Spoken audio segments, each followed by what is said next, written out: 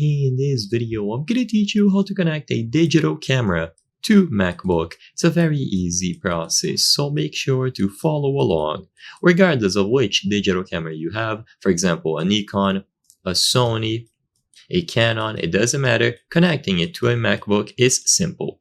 I'm going to show what I believe is the most reliable method, and this particular method is going to work regardless of the manufacturer, so it doesn't matter which camera you have, as long as you can establish a USB connection between the MacBook and the camera, this method is going to work.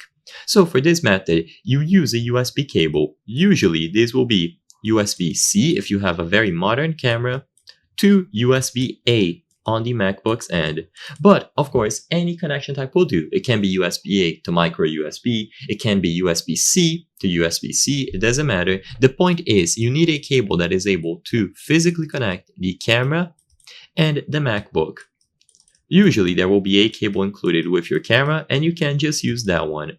Once this is done, all of the files on the camera's storage should be accessible on the MacBook. If there is a pop-up, make sure that you allow the MacBook to connect and browse through all of the files on the camera. And it's as simple as that. The reason why this method is so convenient is because you don't have to download any additional tools, and it's going to work regardless of the camera model and manufacturer that you are doing this with. Of course, some of these brands will have different applications. So for example, Sony might have their own application, Canon might have their own application that you can download, but usually those are only needed if you want additional features. For example, using your camera as a webcam.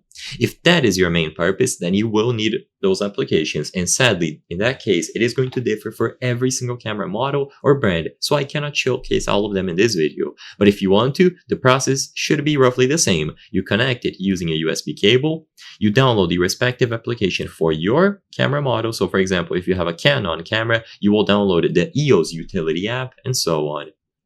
So with all of that said, before I end the video, I just want to note something, guys. When I was looking through the channel metrics the other day, I noticed that 83% of you are not subscribed. If you subscribe, you can help us from the channel bring you the best solutions to your problems, just like in this video. So consider subscribing. I highly count on your help. Thank you for watching, and I'll see you on the next one.